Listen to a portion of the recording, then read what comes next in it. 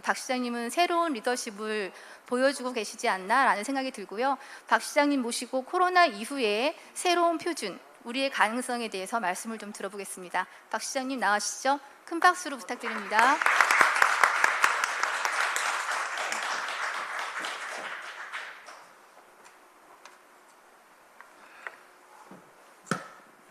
네, 여러분 정말 반갑습니다. 우리 메디치에서 출판된 홍성국 의원님이 쓰신 수축사회, 저는 열심히 읽었고 우리 홍성국 의원님을 제가 2번 독가회로 모셔서 설명 들었습니다. 가버리셨네요, 근데. 네, 여러분 정말 반갑고요. 이런 발표하게 돼서 정말 저도 아주 시간을 내서 투자해서 아주 준비하는데 너무 기뻤습니다. 2020년 3월 27일이었죠. 전 세계 시장들의 모임인 회의체인 C40라는 것이 있습니다. 500만 이상의 도시가 모인 C40라는 그런 국제 회의체가 있는데, 여기서 주최한 화상회의에서 코로나19의 대응에 대한 서울시의 설명을 자세히 할 수 있는 기회가 있었습니다. 잘 아시다시피 파리라든지 런던이라든지 또 샌프란시스코라든지 이런 아주 유수의 도시들이 대한민국의 서울의 이 방역을 하나의 지침으로 여기고 우리의 방역 시스템을 배우려고 정말 안간힘을 쓰는 것을 제가 보고 참 놀랍기도 하고 감동을 받았습니다. 샌프란시스코 시장은 그야말로 울먹이는 그런 태도로 어려움을 호소하기도 했습니다. 한마디로 대한민국의 K-방역이 세계의 표준이 된 것입니다. 서울시장으로서 또 대한민국의 정치인의 한 사람으로서 정말로 좀 감동이 있었습니다. 우리는 같은 날 확진자가 생긴 미국 지도자들의 안이한 태도와는 우리는 사뭇 다른 태도를 보였습니다. 또 우리 시민들은 이동 제한이 실시되기 전날 우리가 파티를 열자라고 하던 프랑스의 젊은이들과도 달랐습니다. 또 많은 나라들이 사재기로 몸살을 하는 상황에서 대한민국의 국민들은 분명히 달랐습니다. 서구의 선진국들이 오랫동안 우리가 동경해왔던 만큼 그렇게 이성적이고 합리적인 것은 반드시 아니다, 이런 것을 깨닫는 순간이었습니다. 정말로 도시를 폐쇄하고 교통을 막았던 중국과도 우리는 또 달랐습니다. 민주주의 체제와 도시의 기능을 그대로 유지하면서 그래도 우리는 이 코로나 바이러스를 이길 수 있었습니다. 또한 우리 시민들은 마스크 쓰기, 손 씻기, 또 거리 두기, 잠시 멈춤, 정부가 내놓은 이런 지침과 가이드라인을 정말로 질서 있고 평화롭게 잘 지켜주셨습니다. 해외 언론들은 이러한 우리의 모습을 보고 아주 경이롭게 취재했고 또 세계인들이 따라야 할 그런 방역의 표준으로 칭찬했습니다. 여러분 잘 아시는 이코노미스트 한국 특파원이었던 이 다니엘 튜더는 최근 서양의 우월주의가 무너지고 있다, 이런 칼럼을 통해서 2020년 세상은 더 두려운 곳이 되었다. 이 어려운 시기는 의도치 않게 우리에게 좀 더 평등한 동서양의 관계를 생각해 볼 그런 기회를 주고 있다, 이런 말을 했습니다. 여러분, 이것이 우연의 소산일까요? 세계가 주목하는 오늘의 대한민국은 지난 시절 고난을 이겨온 축적의 산물입니다. 가난을 이겨내고 산업화를 이루었습니다. 독재를 이겨내고 민주화를 이뤄냈습니다. 오랜 기간에 걸쳐 축적되어 온 제조업 중심의 산업구조와 효율적인 의료 시스템은 코로나19를 막아내는 대한민국의 강점으로 부각됐습니다. 한국은 국가가 보험을 제공하는 국민 건강보험을 실시하고 있는 나라입니다. 미국은 개인이 자신의 안위를 위해서 스스로 민간보험회사와 계약을 맺는 그런 나라입니다. 한국은 이 바로 건강보험을 기반으로 해서 신속한 진단을 통해서 누구나 공평한 치료를 무상으로 받을 수 있는 그런 나라입니다. 미국은 상상을 초월하는 진료이기 때문에 진료를 포기하는 사태가 속출하는 그런 나라였습니다. 그리고 세월호 참사와 메르스 사태를 통해서 위기 앞에서 정부가 무엇을 해야 하는지를 배우고 익혔습니다. 여기에 성숙한 시민의식은 어떤 위기가 닥쳐도 슬기롭게 극복해낼 수 있다는 자신감을 가지고 있었습니다. 대한민국에서 민주주의를 기대하는 것은 쓰레기통에서 장미가 피는 것과 같다. 영국의 어떤 언론인이 비아냥됐습니다. 이제 허언이 되었습니다. 우리는 어느새 최고의 민주주의, 최고의 산업국가를 이룩했습니다. 비단 방역 시스템뿐만이 아닙니다. 지하철을 볼까요? 사회, 경제 분야 곳곳에서 전 세계가 우리를 경이롭게 보고 있습니다. CNN은 서울의 지하철을 세계 10대 기적으로 지칭했습니다. 최근에 서울 지하철을 일주일 동안 경험한 미국의 기자 케이트 테일러는 가격, 청결, 편리함, 정확도 이런 거의 모든 면에서 뉴욕 지하철은 도저히 따라잡을 수 없을 만큼 한국의 지하철이 놀랍다고 이렇게 얘기했습니다. 그런데 서울시에 하루에도 수천 명의 서울 시민이 너무 덥다, 춥다. 우리는 이미 냉난방을 준비하고 있고 냉방도 양냉, 강냉 다 제공하고 있는데도 우리 서울 시민들은 이렇게 전화를 하시고 있습니다. 위대한 시민들이십니다. 이것은 하나의 예일 뿐입니다. 이제 대한민국은 세계 속에 새로운 표준을 제시하는 선도국가로 우뚝 서고 있습니다. 그렇다면 이런 글로벌 팬데믹 시대에 무엇이 K방역을 표준으로 만들었을까요? 그것은 바로 혁신과 연대의 힘입니다. 이번 코로나 사태를 통해 우리는 우리 안에 있는 혁신과 연대라는 DNA를 발견할 수 있었습니다. 위기의 순간에 우리는 세계가 인정하는 많은 혁신들을 이뤄낼 수 있었습니다.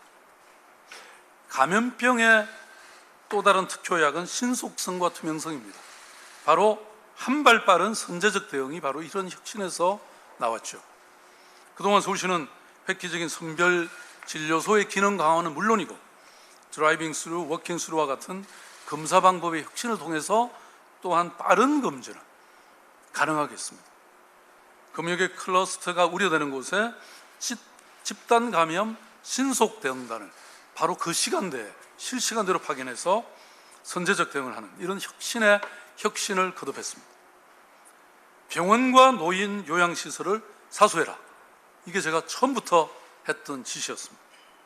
이것이 바로 사망자를 줄일 핵심이라는 것을 깨달았고 코로나 초기 단계부터 이 시설들에 대한 엄격한 출입금지 그리고 입원 중인 폐렴 환자 전수조사 이런 선제적인 조치를 취했습니다. 그 결과 서울은 현재까지 거의 제로에 가까운 사망률을 유지하고 있습니다. 하루에 최대 630명이 사망하는 뉴욕에 비해서 서울시는 지금까지 모든 기관을 통틀어서 2명의 사망자가 생겼습니다. 혁신에 더하여 연대의 정신이 K방역을 가능하게 했습니다. 서울시는 중앙정부보다 한 발 빠르게 사태를 파악하고 전국적으로 확대돼야 될 부분을 중앙정부에 건의했습니다. 입국 금지 대상 지역을 확대하고 대학 개학을 연기하고 심각 단계로 상향하고 해외 입국자를 전수조사하는 이런 것을 서울시가 건의했고 이는 곧바로 정부의 정책 기준이 됐습니다. 우리 정부와 서울시는 한 몸이 됐습니다. 다음으로 중요한 것은 시민들과의 연대입니다. 서울시는 줄곧 시민이 방역의 주체이고 시민이 바로 백신이다. 이런 구호를 내세웠습니다. 시민들과의 연대와 협력을 강조했던 것이죠. 시민들은 놀라운 시민정신을 보여주셨습니다. 답답하고 힘든 생활 속에서도 정말 죄송해서 계속 말씀드리기도 어려웠는데 사회적 거리두기를 2주간 또 연기하고 또 연기했는데도 그 거리두기에 철저히 지켜주시고 또 자가격리에 성실하게 임해주신 위대한 시민들이십니다. 대구 의사협회장의 호소에 400명이 넘는 의료진들이 하루아침에 전국에서 대구로 몰려가는 이런 높은 사회적 우정과 강한 공동체의식을 또한 보여주셨습니다. 이런 연대는 국내를 넘어 전 세계로 확장됐습니다. 서울은 이미 코로나19 대응 상황과 노하우를 함께 공유하기 위해서 이른바 CAC, Cities Against Coronavirus라고 하는 플랫폼을 만들어서 도시 간의 연대를 강화했습니다. 오늘도 저는 회의를 하고 왔습니다. 어떻게 70여 개 이르는 서울시의 자매 우도시를 도울 것인지, 어떻게 방역 물품을 제공할 것인지 고민하다 왔습니다. 향후 코로나가 진정되고 나면 본격적으로 전 세계 도시들이 공동으로 감염병에 대응해 나갈 수 있는 플랫폼을 만들어 나갈 계획입니다. 아마도 코로나가 진정되고 나면 한국의 위상은 한껏 높아져 있을 것임이 틀림이 없습니다. 그러나 아직 부족한 게 많습니다. 방역 하나 잘했다고 모든 부분에 우위에 설 수는 없는 노릇이죠. 우리는 지금 나라를 새롭게 해야 할 그런 시점에 놓여 있습니다. 의료의 측면에서만 보더라도 이번 코로나 사태에 잘 대응했다고는 하지만 여전히 우리는 선진적 의료 체계를 갖추고 있지 못합니다. 공공의료와 감염병에 대한 투자는 충분히 이루어지지 못했고 시민의 안전의식과 일상의 안전 시스템은 여전히 취약합니다. 아직도 후진국형의 그런 재난과 사고가 끊임없이 빈발합니다. 우리는 그동안 미국과 유럽을 모델로 부지런히 따라가는 추격형 발전 단계를 보여왔습니다. 이른바 중진국의 함정에 빠져 있는 것입니다. 그러나 아직 그 선진국들의 벽을 충분히 저희들은 넘어서지 못하고 있고 우리만의 독자적이고 창조적인 선진적인 그런 시스템을 구축하지 못하고 있습니다. 한국 산업의 기술 수준은 개념 설계 역량이 부족하고 실행 역량에 머물러 있을 뿐이라는 것이 전문가들의 판단입니다. 여기 지금 제1롯데 건설을 보실 수 있습니다. 중요한 기술들, 이 부분은 전부 영국, 독일, 미국, 일본에서 왔습니다. 이것은 우리가 이제 중진국의 함정을 벗어나서 그야말로 개념 설계와 기초과학 그리고 이러한 힘과 경험을 축적해서 진정한 선진국에 들어서야 한다는 것을 의미하고 있습니다. 이제 우리는 많은 분야에서 세계의 표준을 만들어가는 그런 대한민국을 만들어야 됩니다. 인류의 역사는 흔히 BC와 AD로 나눕니다. 그야말로 Before Corona, After Disease로 이제는 나누어질 것이라고 말합니다. 우리는 과거에 익숙했던 세상과는 전혀 다른 세상을 마주하게 될 것입니다. 눈에 보이지도 않는 바이러스로 인해서 우리가 상식이라고 알고 있는, 믿어왔던 그런 규칙들은 모조리 부정당하고 재배치되고 있습니다. 코로나19로 인해서 그토록 공고했던 서양의 개념에 벽이 가기 시작하고 있습니다. 이것은 분명 엄청난 기회이고 또한 문명 대전환의 신호탄입니다. 새로운 질서의 형성기인 지금이야말로 우리는 그 과정에 올라타야 하고 또 그 새로운 질서의 형성에 앞장서서 우리가 주도해야 합니다. 이런 기회를 놓치지 않기 위해서 우리에게는 새로운 혁명이 필요합니다. 새로운 혁명은 국가의 진화로부터 시작되어야 합니다. 무엇보다 정부와 공공의 개혁, 정치권의 변모가 무엇보다도 아쉽습니다. 민주적인 소통, 투명하고 효율적인 행정, 미래 전망과 비전으로 이끄는 리더십이 필요합니다. 우리의 시대 과제인 격차 해소, 공정한 사회, 저출생 고령화 위기, 기후변화와 미세먼지 해결을 위한 사회적 결단과 국민적 합의가 필요합니다. 복지국가의 완성, 그린 뉴딜, 평화의 한반도, 정치사회개혁, 시민정부로의 진전, 이러한 개혁 과제도 이제는 정리되어야 합니다. 이런 과제를 해결하기 위해서는 광범한 규제 해소, 그리고 자유롭고 진취적인 사회구조, 불신과 갈등과 대립의 체제를 넘어서 사회적 합의와 신뢰사회를 만들어가야 합니다. 또한 우리는 거대한 산업적 전환에 직면하고 있습니다. 4차 산업혁명을 통해서 이미 많은 분야에서 변화가 진행되고 있지만 코로나로 인해서 이 변화는 그 물결은 더욱더 급물살을 타게 될 것입니다. 비대면 사회라는 현상은 일상이 될 것이고 택배, 원격, 교육 서비스와 같은 이러한 적합한 산업 구조가 형성될 것입니다. 재택근무의 확산과 스마트워크, 이를 위한 온라인 영상 기술의 발전, 오프라인에서 디지털 플랫폼으로서의 이러한 전환은 선택이 아닌 필수가 이미 되고 있습니다. AI나 VR, AR, IoT 같은 이런 기술도 고도화되고 있습니다. 이러한 변화에 적응할 수 있는 전문 교육이나 사회 인프라 시스템 구축은 꼭 필요한 선결 과제이죠. 좀 전에 우리 홍성국 의원님이 강조하신 꼭 같은 내용입니다. 이처럼 대전환의 시대가 우리 눈앞에 다가왔습니다. 그리고 역사적으로 대전환기에는 언제나 새로운 표준이 등장했습니다. 인류는 석기시대, 청동기시대, 철기시대라는 새로운 문명을 늘 창조해왔습니다. 1차, 2차, 3차 그리고 이러한 산업혁명이 있었고 그러한 시대마다 그것은 인류의 운명을 바꿔왔습니다. 이 과정에서 수많은 표준이 등장하고 또 사라지기도 했습니다. 당시 최고의 강대국 영국은 여러 나라들이 따를 수밖에 없는 그런 가장 강력한 표준을 정했습니다. 우리가 잘 알고 있는 그리니치 표준시는 결국 세계의 표준시가 됐습니다. 제가 여러분들한테 물어보고 싶습니다. 철도 표준계가 얼마나 되죠? 맞추시면 제가 경품을 하나 드리겠습니다. 네. 손 드신 분 없으세요? 네. 철도의 표준계는요, 1435mm입니다. 이것은 영국이 당시에 철도로 전환하기 전에 마차의 이 궤도의 폭과 꼭 같았습니다. 말하자면 두 마리 말이 끄는 마차의 폭 1435mm가 세계 대부분의 나라가 부설한 철도의 표준계가 된 것이죠. 그래야 영국은 그레이트 브리튼이 됐습니다. 이제 그레이트 코리아가 될 순간입니다. 산업적으로 보더라도 새로운 표준은 그 이전 시대와 이후 시대를 가르는 중요한 분기점이 되어왔습니다. 예를 들어서 휴대폰의 경우에 2세대 시기의 표준은 GSM입니다. 그래서 유럽의 노키아가 80%의 점유율을 자랑했습니다. 그 이후에 3.5세대의 경우는 CDMA라는 것이 표준이 됐습니다.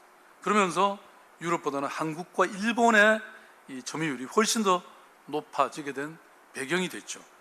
새로운 표준은 이렇게 경쟁의 판도를 바꾸고 그리고 이전과는 완전히 새로운 질서를, 다른 질서를 형성하게 됩니다. 표준이 된다는 것은 단순히 선택의 문제를 넘어서서 세상의 주류와 중심이 어디인지를 보여주는 지표가 되고 있습니다. 코로나 이후 대한민국의 방역은 세계의 표준으로 주목받고 있습니다.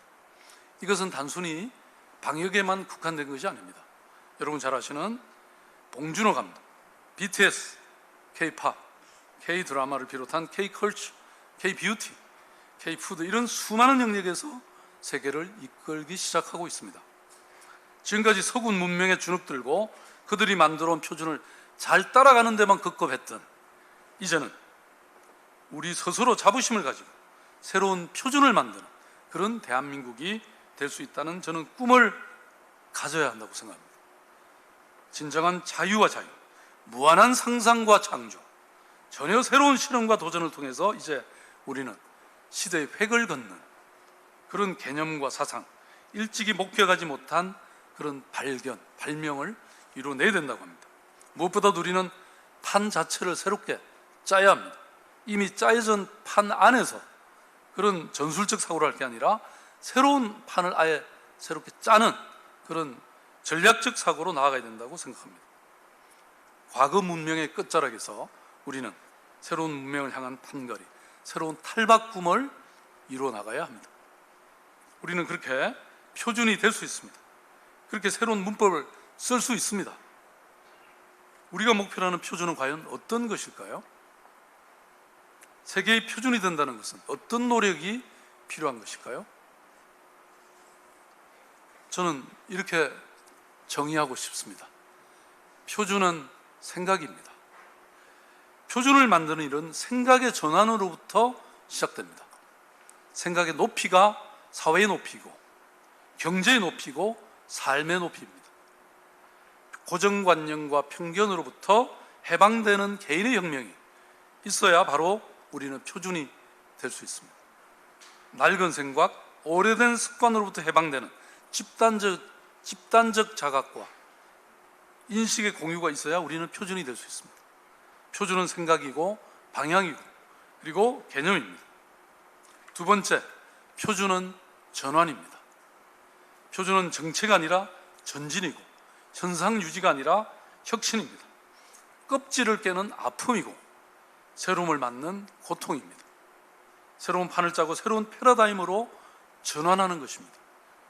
익숙한 과거로부터의 과감한 결별이 있어야 우리는 새로운 개념을 설계하고 새로운 시대를 열 수 있습니다. 따라서 표준은 혁신과 전환의 결과물입니다. 세 번째, 표준은 책임입니다. 표준이 된다는 것은 그만큼 우리 모두가 고민하는 과제를 끌어안고 솔루션을 만들어낸다는 것을 의미합니다. 개인을 넘어 한 사회와 국가에 대한 책임, 그것을 넘어 전 인류적 고민, 글로벌 현안을 맞닥뜨려서 그 해결에 앞장서야 합니다. 기후변화, 빈부격차, 고령화와 같은 전 지구적 문제들을 책임지고 해결해야 우리는 표준이 될 수 있습니다. 글로벌 이슈에 대한 무한 책임을 질 때 우리는 이 세계의 진정한 주인공이 될 수 있습니다. 마지막으로 표준은 실천입니다. 생각만 가지고 실천하지 않는다면 어떤 변화도 있을 수 없죠. 세상에는 더 좋은 아이디어를 가지고도 실천하지 않아서 그냥 묻힌 생각과 발상이 너무나 많습니다. 결국 그 모든 것이 실천되고 성취될 때 표준이 됩니다. 그리고 그 실천이 세상과 나눌 때 진정으로 표준이 됩니다. 따라서 표준은 세상과의 나눔이기도 합니다. 이제 모방의 시대는 끝났습니다. 세상의 표준이 달라지고 있습니다. 다가올 포스트 코로나 시대, 다양한 분야에서 서울이 세계 표준의 도시가 되고 대한민국이 새로운 표준 국가가 될 수 있도록 개선, 통합, 혁신하는 과제가 우리 앞에 놓여 있습니다. 이제 우리가 내딛는 새로운 걸음으로 새로운 시대의 이정표를 만들어 나가십시다. 대한민국이 새로운 표준입니다. 감사합니다.